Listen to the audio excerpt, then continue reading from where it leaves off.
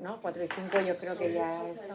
Bueno, pues hoy tenemos la tercera sesión y entonces ya vamos a ver cuál es ese camino, ¿no? Para la política, para aplicar esa idea del camino este negativo, ¿no?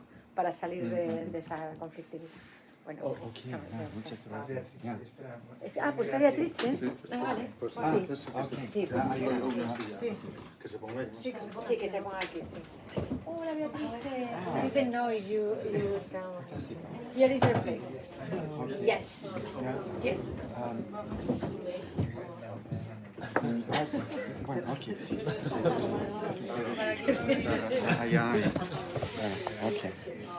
Ok, I think it's all. Tu peux le laisser comme ça. Oui, mais quand les autres parlent, alors. No, esta no. Would you like to have books for? No, it's okay. It's okay. Ouais, tu peux le laisser. Okay, good. No, thanks so much. It's been really a delight to be able to talk about all of this. I have to say that when I was coming on January 20th for the first seminar on the 21st, it was the day of the inauguration of Donald Trump, right? And I hadn't really thought about it before, but everything started to feel very different on this topic of wokeism, right? Because he's there to reverse everything. Wokeism suddenly was on the defensive. I had been writing over the last 2 years, since this invitation to Kuwait in 2023, within a context saturated with wokeism and critical of it. But now, really everything that you say goes into a very different context, and it seems that the need to criticize wokeism sort of reversed very suddenly. And I was wondering how this is going to affect the way in which the book manuscript that I've been presenting, working from in this seminar comes across. I actually signed a contract just the week before coming here for its publication, due out in the spring, but in a totally different world from the one in which it was written. But as I've been working through this in conversation with you, what I realized is that what I'm critiquing is not wokeism as such. It is the polarization of political discourse where you can no longer talk, right, between those who are the knights of social justice and the other side. What I really am worried about, and what I'm addressing and trying to work through, is how to reestablish the grounds for communication in a political community with these various extreme points of view that have become incommunicable one to the other. That really is a very serious issue. And I would suggest that that has become even more urgent now with Trump on the aggressive, right? I think we're going to have even more problems with communicating across the aisle, right and left. We're driven even further into this predicament, which makes democratic polity almost impossible. So I think it is a very serious issue, and it's still a very serious issue that we're addressing in this seminar. So the idea today then is to move more directly into the kenotic logic or anti-logic that has guided my reflections on wokeism all along, explain its theological inspiration, its negative theological perspective, and Christian ethical derivation and application. So rather than simply to reject the whole approach based on identity politics, the apophatic or negative way is to reinscribe social identity into a perspective of non-identity as its non-foundation, but as its ground or unground. Ungrund. There is a discourse about this, right, that goes back to Jakob Böhme. This opens its conceptualities, the conceptualities of apophasis, to the infinite, and orients us to the infinite mystery of otherness and of the other person directly in front of us. I'm going to start then with decoloniality as one moniker for a general amorphous culture of rejection of Western culture that has become widespread within Western democratic countries in recent years, especially under the influence of what we now call wokeism. It is one of the pillars, along with anti-racism, third-wave feminism, gay pride, transgender activism, and other movements that are all routinely treated nowadays under the umbrella of the rainbow term wokeism. The wokist demand for equal dignity and respect for all, regardless of social determinations, and the rejection of the racist, misogynist, imperialistic, and exploitative practices that have grotesquely marred the history of the modern world may hold, we may hold to be ethically unimpeachable. I really, wokeism is founded on an irrefutable truth of an ethical nature. The equal, or I prefer talking about the incommensurable, really. It's not that we're really all equal, but we all have infinite value incommensurably. So the equal, or better, the infinite and incommensurable worth of each individual, regardless of skin color, sexual orientation or gender, ethnic heritage, socioeconomic class, nation, etc., is what we might call a universal ethical norm, although this was anything but obvious and universally accepted in pre-modern times and across world cultures. Such a norm is an exact and literal reprise, though it may also have other derivations, of the ethical doctrine of the Christian New Testament. As summarized in the Beatitudes of the Gospels, the downtrodden and despised, the poor and marginalized, are raised to absolutely equal respect and dignity in society, and they are further elevated to blessedness and glory in the eyes of God, the Father of all. No longer slave or free, man or woman, Gentile or Jew, all are pronounced by St. Paul to be equal and one in Christ Jesus, right? Galatians 3. Historically, the liberationist revindications of today's emancipatory movements and the revisionist program of decolonialist politics owe much to the revolutionary impetus and ethos of the New Testament. It is not accidental that these radical political movements arise historically precisely in those societies that were revolutionized by the Christian religion and are its heirs. Wokeism has vastly increased awareness of injustices of the colonialist past and has heightened sensitivity to social inequalities still in the present. Revisionary woke-inspired histories have exposed the unconscionable horrors of slavery and colonialism with previously unimaginable vividness, with pathos and power to convert hearts and transform humanity. However, in the wake of various forms of critique identifying as post-colonial that are sweeping across all disciplines at the university and shaking and transforming virtually all sectors of society in the democratic West, the demand for social justice has invested itself in social identities based on nation, region, race, gender, and other markers of identity to such an extent as to invert and pervert the force of the ethical imperative of equal dignity and rights for all individuals, regardless of their social, economic, cultural, or national classifications. Rather than freeing from the oppression of race, gender, and class, used as invidious categories, these inherently oppositional identity markers have been turned into the idols of a new self-righteous religion in a broad sense, a civic religion, I consider wokeism to be. Human beings are divided into oppressors and oppressed along the lines of guilty and innocent identities, which become the basis for establishing compensatory claims and undelimitable rights to restitution, right, of artworks, of lands. Perhaps this divisiveness is inevitable in a wholly immanentized, secularized world in which the transcendent sense lent the world by Christian revelation has been discarded or abandoned.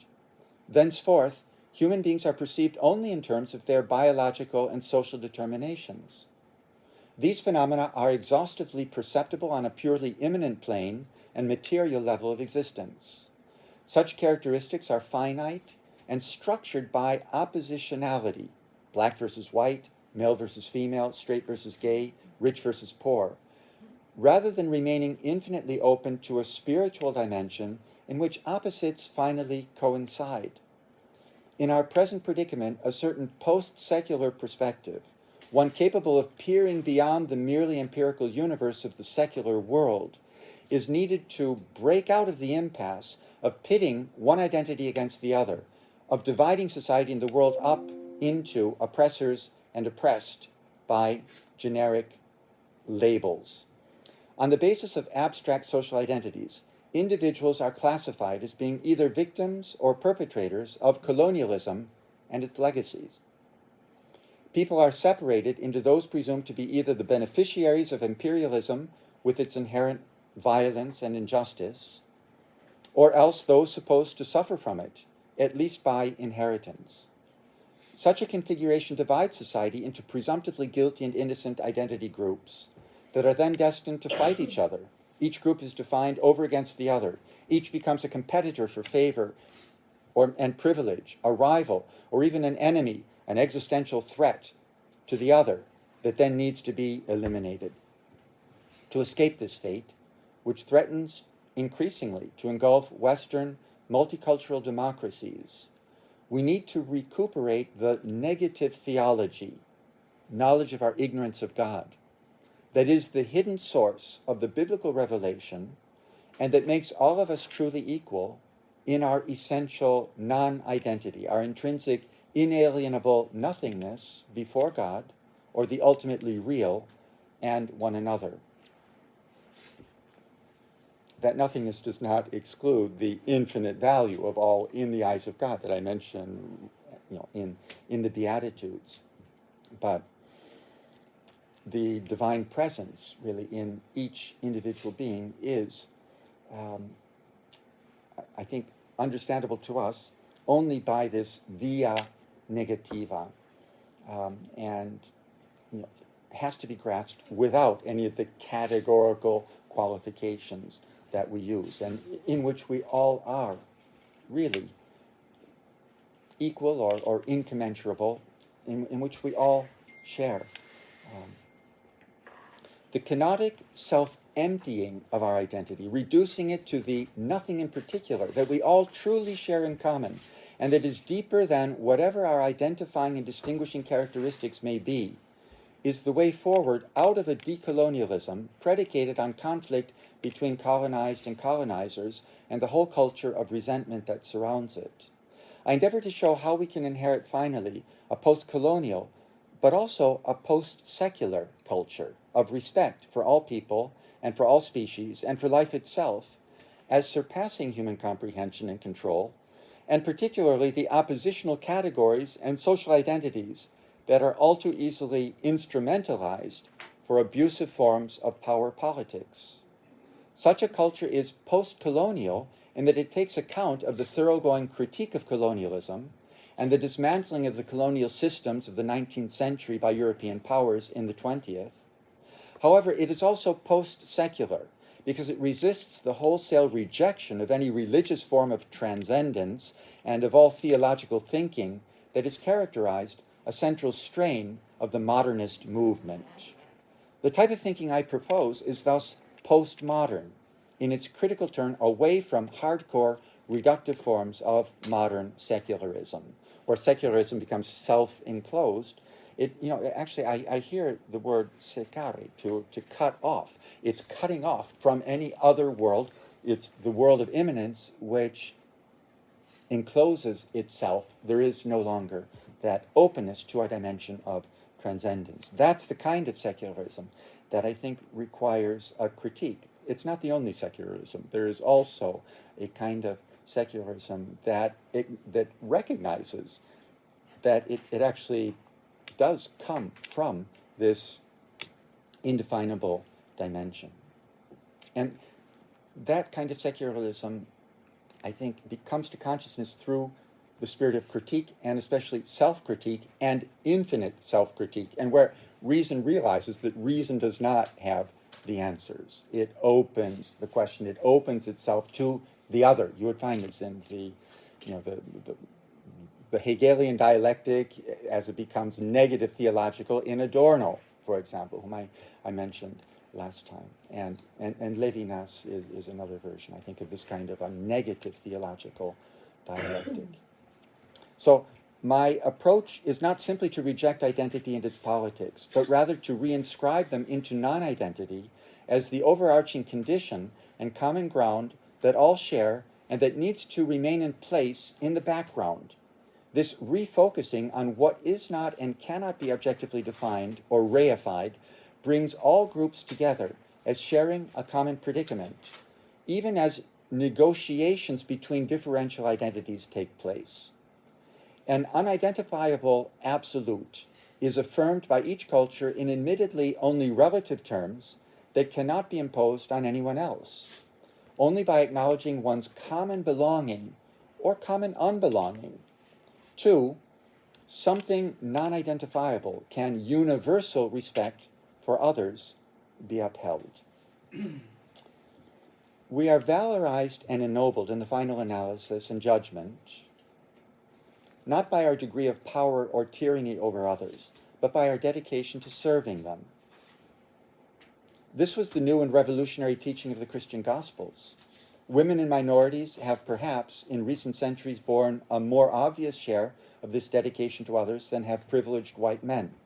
The latter perhaps on average have some catching up to do. At least in progressive social milieus, such a narrative is likely to be recognized as a fair assessment. In any case, this nobler part and role is an essential calling for all. Self-overcoming for the sake of serving others is literally crucial for the realization of each in their intrinsic worth and dignity as human, and as called to be remade in the divine image. Of course, this principle in no way justifies holding any group in subjection. The offer of self must be free, unconstrained, not forced.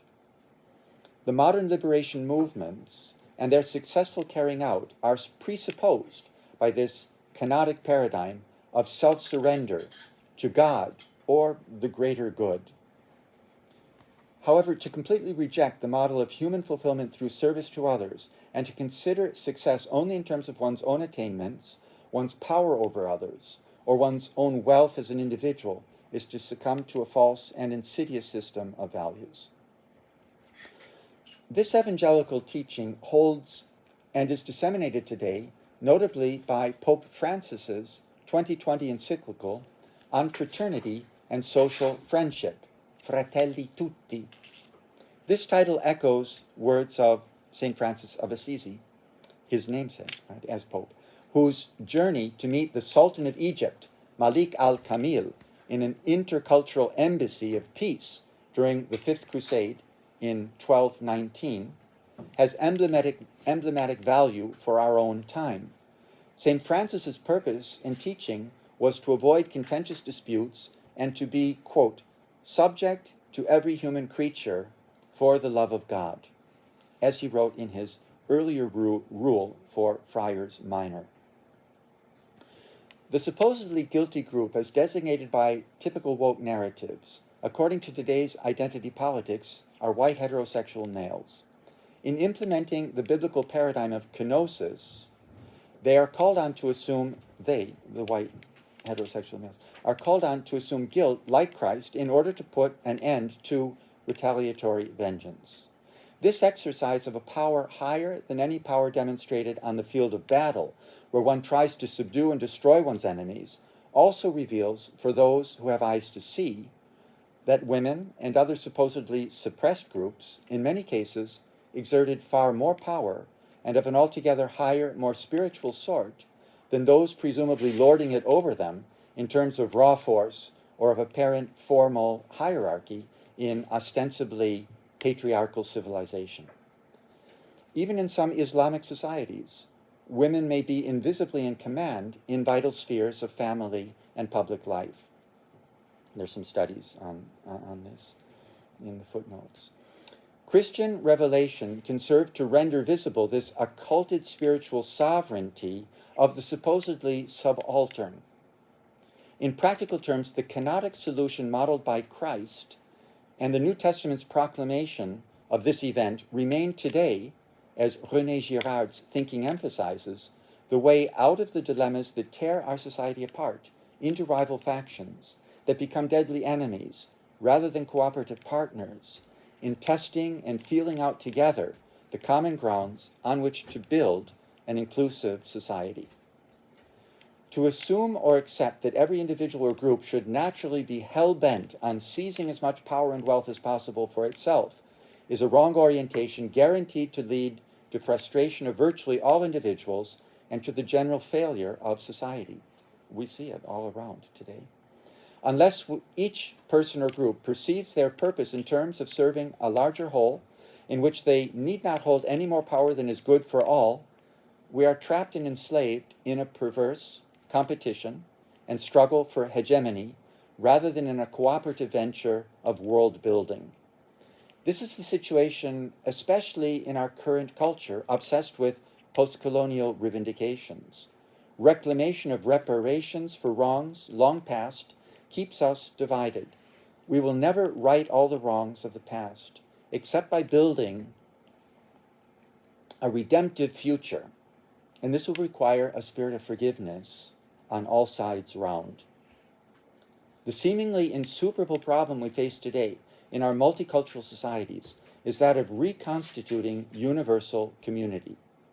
Any railroading through of a program, woke or otherwise, in the name of social justice, in favor of certain identities, only contributes to the sense of umbrage, if not outrage, of those who feel themselves excluded, or worse, condemned. We need to concentrate not on determining and declaring which identity groups are victims and which are perpetrators, but rather on finding the grounds for a consensual society in which all individuals, independently of their labels and communitarian attachments, can participate and believe and identify, I would, which also entails de-identifying, a sense of the relationality of those identities. While individuals and identity groups alike are all equal in rights, they are not all equal in their abilities, achievements, or needs. They are qualitatively differentiated, and certain differences in treatment may, as a consequence, be appropriate. In woke culture, there's this tendency to anachronistically rewrite the past in accordance with the exigencies and sort of the playbook of the present, our contemporary identity politics. And that does lead to historical distortion. And that has maybe been the leading charge. That's not my emphasis, but I'd say most of the attacks against wokeism say they don't know their history, and there is a lot to that. Reading history totally biased by the priorities of the present has certainly been a big part of it. But I want to now think of wokeism as an intolerant religion. This is really more the heart of my critique. Though the epistemological critique, which did come out in the questioning yesterday, is certainly crucial as well. Like any religion, wokeism and related militant isms making up the social justice movement can be based on a vision of truth that changes one's life and affects all of one's relations. Such is the nature also of personal religious conversion and commitment. But to demand that everyone else share and bow down to the same truth is the mistake that religious dogmatists have always made when they become intolerant. Religio, according to one common etymology, means tying, ligare, all together and back, to a common source or origin. However, with phenomena such as wokeism, as so often with politicized religions, revelation or quasi-religious truth veers into partisanship. Wokeism claims universal public validity without recognizing the element of personal passion and interestedness and advocacy on behalf of certain groups and values that mark it as a particular love or faith. It then operates as a sectorial ideology rather than being qualified to reign as a coercive universal ethics to which all should be required to conform. Exactly as with Marxist regimes, calling out and condemning the injustices in the world between oppressors and oppressed is instrumentalized for the empowerment of those portraying themselves as correcting the wrongs of history in order to place themselves in positions of power and superiority. Just as Marxism, for all its revindication of the rights and interests of all, including especially wage laborers in a classless society, was perverted to produce ruthless dictatorial regimes, so wokeism, at its worst and in its most perverse derivations and deformations, is producing a class of self-righteous elites coercing society with their self-serving moralism. This is not fundamentally different from what happens with religions. A blazing revelation of deep, undeniable ethical and spiritual truth inspires individuals to rise above themselves and to sacrifice self-interest for a greater good, just as at the origins of world religions with Moses, Jesus, Mohammed, and other religious prophets. This revelation becomes co-opted into a social project of systematically organizing human endeavor around declared goals.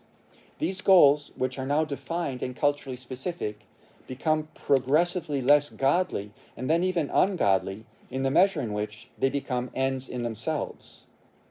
They serve for accumulation of power and wealth by those individuals who succeed in setting themselves up as the defenders and promoters of these movements and values. An orthodoxy forms to which all must genuflect. Its decrees and doctrines are beyond questioning. So I think that's a scenario that we can recognize. Now, it's a gross oversimplification. I don't want to rule out building religious community that does extend that original inspiration that can be a gift to humankind.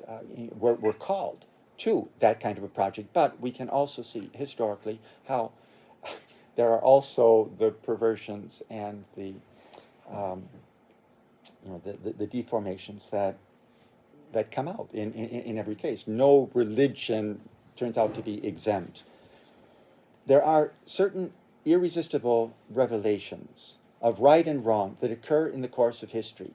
They emerge at critical moments: the wrongs of slavery, the necessity of abolition, and the subjugation and liberation of women being conspicuous among them. The dignity of all persons as children of God is the same insight in another guise. The spiritual nature of free persons as Buddha nature is yet another version. The problem is that the institutional inertia necessary for sustaining these revelations can turn them into something else, and even into their diametrical, diabolical opposites. The betrayal of religious inspiration by objectivizing application of a social project that is more concerned with establishing itself than with transmitting what it was originally inspired by is the constant story of religions and, just as obviously, of the modern Western world's liberationist culture and its betrayal in a nutshell. Yeah, I mentioned Marxism, but I think any of these liberationist movements is subject really to the same kind of dialectic. We have lost our spiritual bearings, worked out over millennia, and have fallen into merely mechanical iterations of our technomaniacal powers. Moralization, demanding from others behaviors that they do not themselves deeply feel, substitutes for spiritual inspiration or even for just plain decency in acting as a human being or just as a living creature with an in-bed respect for other creatures and for life itself. The blinding revolution of truth relayed by wokeism and by religions alike at their best is not that all are flatly equal, but that all are infinitely and incommensurably valuable. This entails having equal rights and a certain openness or non-exclusiveness of opportunities, but does not imply equality of results or resources. Quite the opposite. All are recognized as fundamentally free in their radically different, concrete circumstances to pursue and realize their own unique and incomparable desires and destinies based on their own endowments and potential. No two being alike. The problem with wokeism in its more aggressive ideological forms and expressions is its too shallow and undialectical understanding of human nature as well as of its own motives. The unethical and even criminal tendencies of the will to power toward which wokeism points an accusatory finger are too often the very motives driving its own discourse and ideological program. Ironically, wokeism becomes a religion, even an intolerant religion, one rolling back the gains of the Enlightenment, through which it traces its own venerable genealogy. This movement enacts the ineluctable dialectic of enlightenment, in Adorno and Horkheimer's terms, whereby reason itself, in this case the rational demand for equality, becomes an oppressor in its turn. Having freed individuals and society from the shackles of religion, the power of reason in the phase of enlightenment can hardly keep from imposing its own totalitarian rule. Humans, in fact, reason very diversely, and only coercive power can force all to conform to one universal rationality, one uniform rationality. The universal can be something else that we don't grasp, as I was determined to try to convince you last time. The only, the only common rationality for all is simply the potential for openness, in principle, to dialogue, to reasoning with others, and learning from them. So, rationality doesn't have any fixed content. It means, whatever we can understand together, and more or less share. And of course, it's never exactly the same what you understand and from what I say, and vice versa. So, justice, right? We come back to justice entails much more than we can comprehend. It involves relations without limit that connect every being in the universe together with every other. We only ever discern and grasp some infinitesimal portion of this inexhaustible interweave of beings. Yet all have irrecusable claims that in the course of universal time come back to haunt us in the guise of the return of the repressed. Always what we are forgetting, willingly or not, is far the greater part of the justice we owe to others. An overconfident wokeism, thinking itself the agent of universal justice, is another veiled repetition of the imperialist ideologies pretending to establish peace and order for all, on their own terms, of course, which are, as always, those of the conquerors. Right, you hear Benjamin. The woke revolution is a continuation of Christian revelation, its last or latest configuration in our own postmodern times. Right? This is a new section I've started, Blessing or Curse, the woke revolution and its totalitarian turn. I've not been reading you the subtitles, but I do really want to line up now this woke revolution with Christian revelation, which is a revolution as well. The core idea, right, it's the revolution 2 millennia ago that we're still living out in its consequences. The core idea, at its origin, is that of the infinite and inviolable value of every person in the eyes of God. Each person has an incommensurable dignity which confers equal worth independent of one's status or grade in society. This teaching can be hailed as a triumph of liberation, as in the Enlightenment narrative of progress, but it might also be abominated as a triumph of resentment against the aristocratic order of the ancient world, particularly the Greco-Roman world, as it was by Nietzsche in particular. That women and slaves and socially emarginated groups should have equal dignity with their lords and masters was a radical undermining of time-honored values and hierarchy. It could mean placing the underlings on top and making the last first, as explicitly proclaimed by the Christian gospel. This upending of values was inscribed in the triumph and glorification of God as victim dying on the cross. It was utter foolishness and madness in terms of the wisdom of the world, as previously known and established. Paul of Tarsus realized this full well and stated as much in his first letter to the Corinthians. Because the foolishness of God is wiser than men, and the weakness of God is stronger than men. God hath chosen the foolish things of the world to confound the wise, and God hath chosen the weak things of the world to confound the things which are mighty. Both assessments and attitudes, that of liberation and that of resentment, are manifest in Christian history and quite clearly in wokeism too. Wokeism in theory. I'm tempted to insert a note here about Nietzsche, based on some previous conversations. Nietzsche sees the resentment. He sees Christianity as all a culture of resentment. He completely blends out the first moment where it is the opening of love, absolute self-giving. For him, that's not real. But he completely ignores that possibility. He's right about the other side of it. Okay, so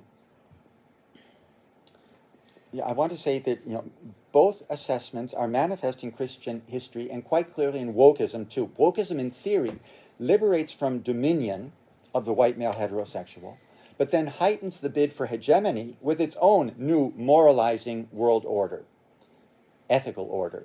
This new order is imposed in turn with all the attendant oppressions of dissidents and suppressions of heretics. One of the books that was up there, Burchell, sees this, the witch trials are being repeated, really. And there are many individuals who have written their testimonies of, how they've been hounded out of the university. And of course, Jordan Peterson would be an emblematic example of this among public intellectuals. I think, that's a fairly familiar story by now. The woke revolution in our society aims to subjugate everything and everyone to its own idea of social justice based on social identities. Wokeism repeats both the Christian Revolution, the revolution of the victims, and its betrayal once it is overtaken by all the usual powers of worldly domination that turn it into an engine of repression in its own right.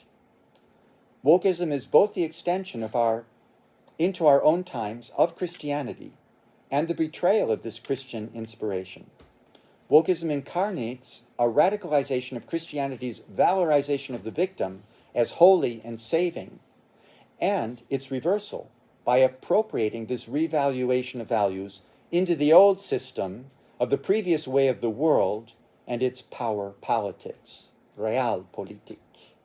Nietzsche conflates these two moments of Christian history, so he is there, of Christian history, and reads Christianity's inaugural moment only in the light of its corruption. He sees Christianity as only an attempt to exert the will to power by underhanded means of morality, calling the strong and dominant evil, while lauding the powerless and weak ipso facto as good. He elides the authentic moment at the inception of Christianity of renunciation of force. He elides the authentic moment, he simply ignores the resolve to conquer only by love, and even at the cost of accepting death, as modeled by Christ on the cross. Nietzsche does not believe any such self-sacrifice for the sake of love to be possible. Indeed, this incarnation of love is where the human becomes divine. Recognizing and entering into this experience requires a kind of faith. Christianity projects and propounds this revolutionary ideal of self-immolation in the flame of love, which has somewhat miraculously conquered our world in word and as an ideal. Those recognized as victims are treated as holy and inviolable. No force with the power to crush them is accepted as right because of its might, at least not in theory. But even this radically revolutionary leaven, the original Christian reliance on the power of love alone as subversive of all worldly power, is appropriated for purposes of furthering very worldly agendas and using force to stifle opposition. This becomes the case repeatedly in the history of the Christian Church, with its relentless persecutions. The Church, in its turn, became a perpetrator of atrocity and oppression, although the narratives of this straying are widely divergent and contradictory. The dilemmas and debacles of wokeism are those constantly encountered by Christian love throughout its 2 millennia of history in the world, and still today. These are the paradoxes of power that riddle the history of Christian morality. The revolutionary power of love, as discovered in the world-shattering revelation of God on the cross, becomes a power like any other that is folded back into the logic of domination for worldly ends and purposes, of self-aggrandizement, and for making others serve one's selfish desires. There's a little bit about the ecclesiastical scandals. That, for the woke culture, that represents really, that's the expose, right, of the real soul of Christianity. I do not oppose the woke revolution. I wish to challenge it to be consistent with and true to its own founding insights and inspiration. If we think through completely its ethical principle of unconditional respect for others, for racial, gender, class, alterity, or diversity, we have to affirm the otherness of the real beyond all our definitions and classifications and control. We have to acknowledge radical alterity even beyond all the terms and categories that we apply to others and to ourselves. This realization takes us to the brink of acknowledging the, to us, indefinable alterity that is interpreted by theology as God, or in a more neutral register as the transcendent. This further move beyond what we can grasp is necessary to prevent us from identifying justice simply with a system of our own making and its positive distinctions and discriminations, we could say even, they inevitably become. We can never be completely just in and by ourselves. Justice is relational. Ultimately, it is the gift from beyond us.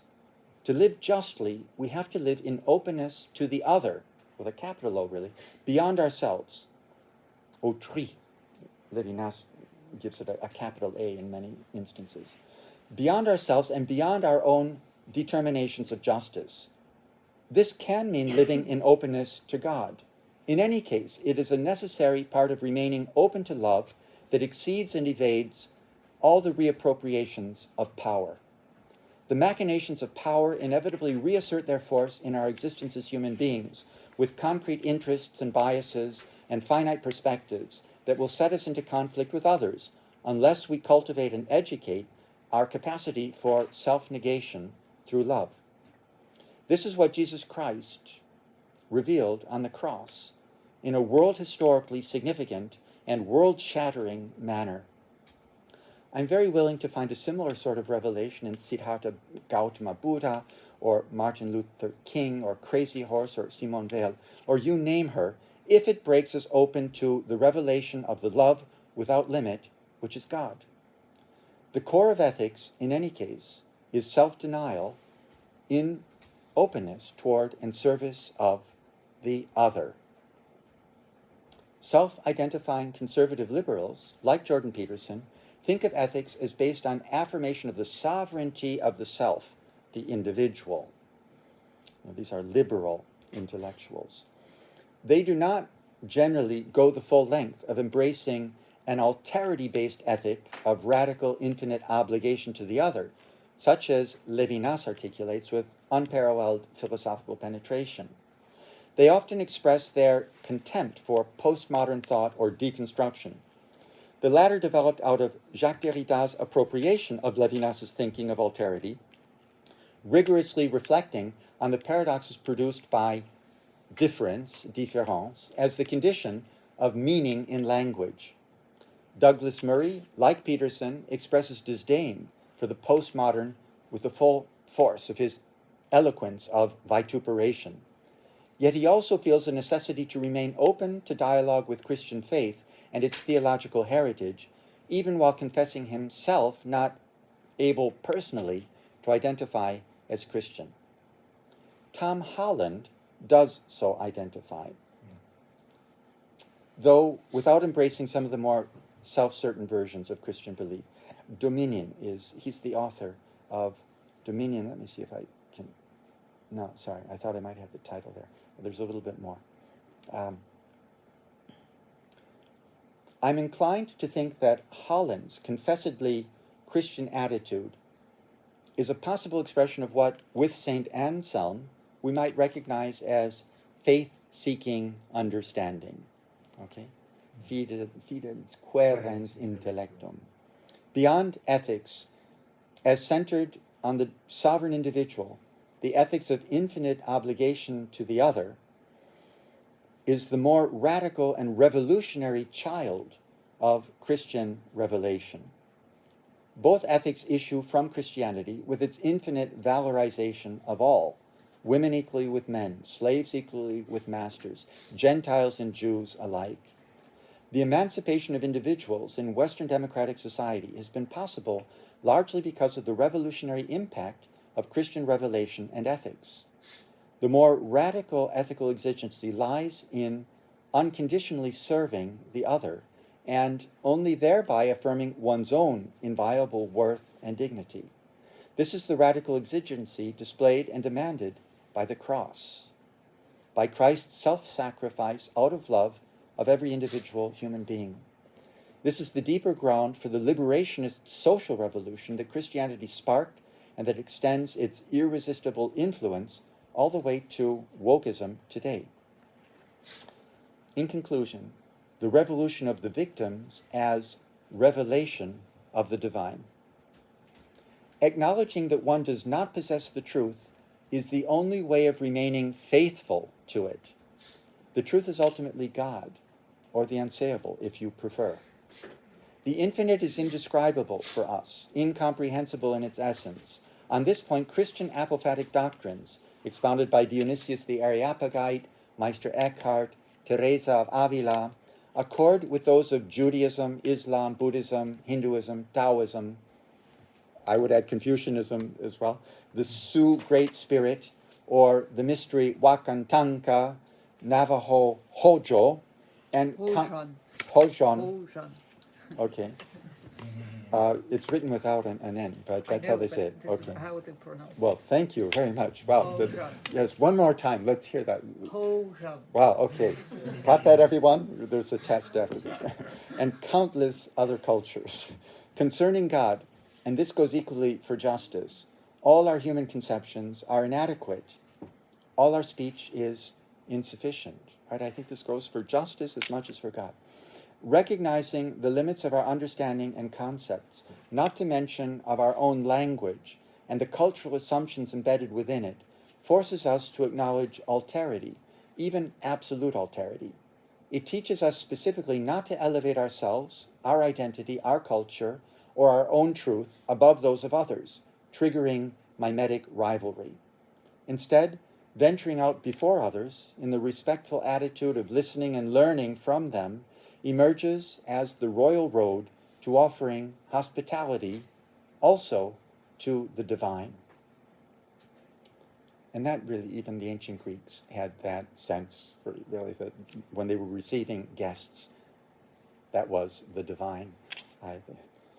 The gods came to the Homeric heroes in all sorts of guises, and then afterwards they recognized that it was Minerva or Poseidon or any of the gods.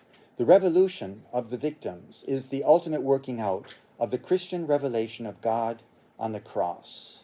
The victim of the most terrible tortures and humiliations is revealed as God in person. This revelation transformed and revolutionized the world. The core of the woke revolution, the revolution of the victims, is yet another iteration of this world historical reversal and upheaval.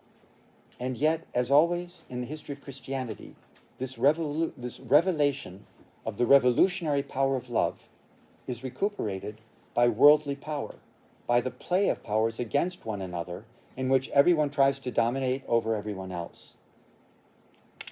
All right, I'm hesitating here over the pedophile scandals I mentioned. That would be a glaring, festering wound that demonstrates, right, how the revolutionary and divine power of love can be corrupted and converted into a worldly and unjust power. The power of love is betrayed and overwhelmed by the dynamic of domination over others, which leads almost ineluctably to abuse of power. This is just as true of other human institutions as of the Church. However, the Church has been called on currently and publicly to bear this cross, but certainly by the media. The ethical question today is generally reduced to demanding justice for victims conceived in terms of social identities. This reduction bogs us down in injustices and wars because we lack a metaphysical or religious, or better, an apophatic perspective, by which I mean a perspective beyond positive, divisive, sectorial identifications. We are lacking a vision that can unite us in an orientation towards a common good, which might be nothing other than this very aspiration itself, an aspiration necessarily shared by all who aim to live together in one world. I do not propose any dogma or concept in which everyone must believe. Kenotic ethics is empty of positive precepts. It presupposes instead a negative theology, which entails the admission that we know neither God nor any truth or ideal in its absoluteness, yet must seek precisely such an indefinable norm together, yielding to one another's insufficient attempts and contributing our own. We all struggle to be true to the absolute truth or justice that binds us as sharers of one world, yet escapes the exclusive grasp of any of us. Admitting this, we then willingly accept and welcome correction by others and comparison with their approaches. And there's one more paragraph, and then we move into that phase of correction by others. Everything changes. Everything changes if we accept being oriented toward an absolute truth or reality that we do not know, even just to the absolute otherness of the other person standing before us, facing us. Such is the common condition of our existence, together on earth until death. Group identities, when politicized, are formulas that divide society into oppressors and oppressed beyond all possibility of uniting and concerting our efforts and loves. We will never agree on who is the oppressor and who the oppressed, or on which group started or continues to cause a given war, any war, the Russian Federation or NATO, Israel or Hamas or Hezbollah or Iran, China or the USA.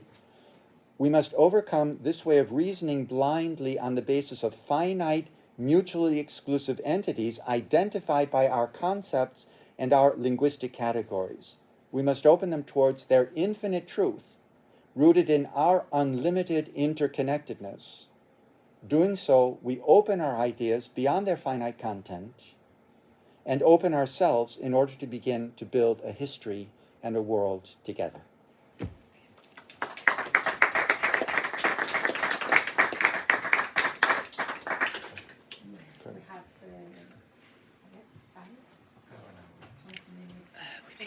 Je vois pas ce